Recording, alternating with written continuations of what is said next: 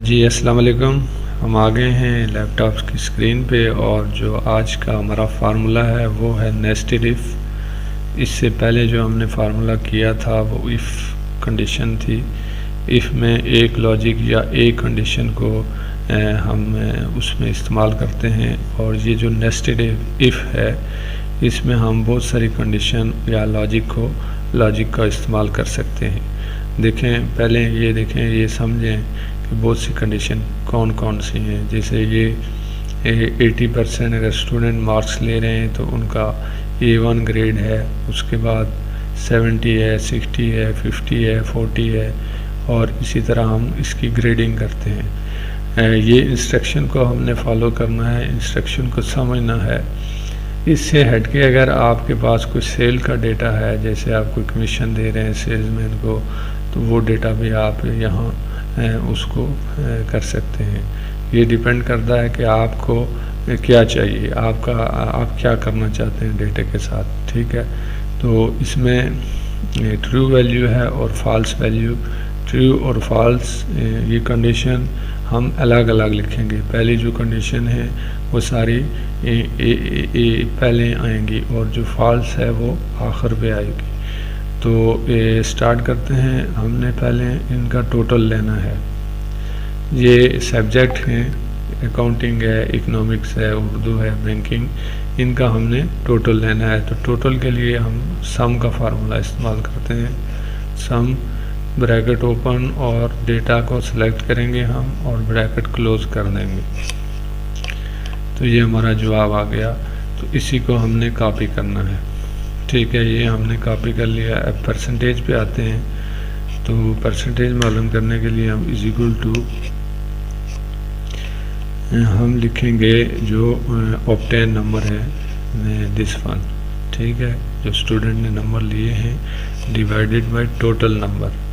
तो total number हम assume कर लेते हैं कि 1 2 3 4 सब्जेक्ट हैं और इनके 100 मार्क्स हैं ईच के। तो ये 400 आ गए, मल्टीप्लाई बाय 100। तो ये हमारे पास इनकी परसेंटेज आ गई है।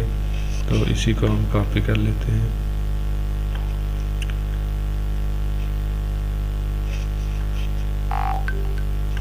ये कॉपी हो गया। अभी हमारा फार्मूला स्टार्ट हो रहा है। तो ये हमने इस इंस्ट्रक्शन को फॉलो करना है और उसके हिसाब से हमने फार्मूला यूज़ करना है। तो पहला लिखेंगे हम इफ़ ब्रैकेट ओपन।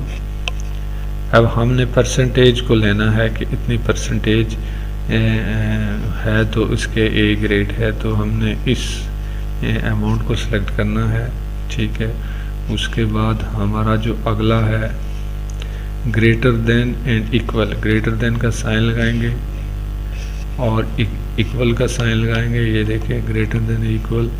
और उसके बाद हम वो अमाउंट लिखेंगे जिसको के लिए हम ग्रेडिंग कर रहे हैं। तो हमने ये डेटा लिया हुआ है 80%, ठीक है। तो इन्वर्टेड कामा ओपन, इसको A1 ग्रेड, कोई भी आप जो भी आपका डेटा होगा जो भी उसको नाम देंगे, ठीक है। उसके बाद A1 ग्रेड, उसके बाद हम फिर कामा, उसके बाद फिर इफ़ ब्रैकेट शुरू, फिर ये अमाउंट लेंगे, उसके बाद greater than is equal to, अब हम 70 लिखते हैं।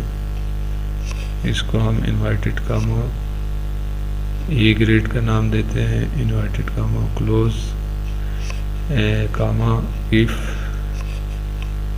ठीक है। ये लॉजिक है, एक से ज़्यादा कंडीशन का हम इस्तेमाल कर रहे हैं, ठीक है जी। अभी हमारा हो गया जी 60 आएगा, ठीक है जी। ग्रेटर देन और इज इक्वल टू 60 के बाद कामा, इन्वर्टेड कामा, हम इसको बी ग्रेड का नाम देंगे, ठीक है। इन्वर्टेड कामा, उसके बाद इफ़ ब्रैकेट ओपन, फिर ये अमाउंट लेंगे। उसके बाद हमारा बी हो गया 50, sorry greater than is equal to 50 comma inverted comma grade का name C inverted comma close comma if bracket open, ये डेटा लेंगे 40, उसके बाद ये लेंगे greater than is equal to 40 comma inverted comma open B grade inverted comma close comma. अब यहाँ if की ज़रूरत नहीं है चूँकि इसकी फॉल्स वैल्यू है, एक्सेल ऊपर से नीचे आता है यानी ज़्यादा वैल्यू से कम की तरफ, तो इसको हम कामा के बाद फिर हम inverted comma fail inverted comma close. अब जो हमने ब्रैकेट ओपन की हैं वो हमने वापस क्लोज करनी है, 1 2 3 4 और 5, 1 2 3 4 5। ये देखें इसने जो है ना बी ग्रेड लिया है,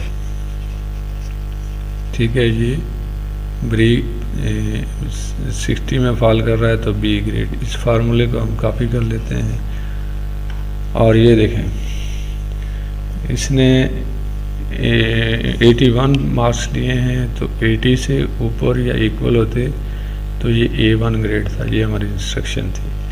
उसके बाद ये देखें इसने 36% के हिसाब से मार्क्स लिए हैं तो ये फेल हो गए हैं, और इन्होंने लिया है रिजवान साहब ने 49% मार्क्स, तो इनके डी ग्रेड है, ठीक है। इनका डी कैसे आ गया, 50 होता तो सी है, ठीक है डी है। तो ये देखें पहले आपने लॉजिक को बनाना है, अब आप पे डिपेंड करता है कि आपके पास कौन सा डेटा है और इसको आप किस तरह इस्तेमाल कर सकते हैं। यहाँ आप सेल के हवाले से भी कर सकते हैं, जैसे अगर एक सेल मैन है उसने अगर 5 लाख की उसने सेल करी है तो उसको 5% के हिसाब से कमीशन दिया जाएगा, और अगर किसी ने 2 लाख की है किसी ने 4 की है तो वो आप परसेंटेज चेंज करके आप अपना एक यहाँ डेटा फॉर्मेट करके प्रैक्टिस के लिए कर सकते हैं। तो ये थी आज की वीडियो। अगर वीडियो आपके लिए फ्रूटफुल है तो चैनल को लाइक करें, सब्सक्राइब करें, और ताकि इसी तरह का कंटेंट आपको टाइम टू टाइम मिलता रहे। तो थैंक्स फॉर वाचिंग, अल्लाह हाफ़िज़।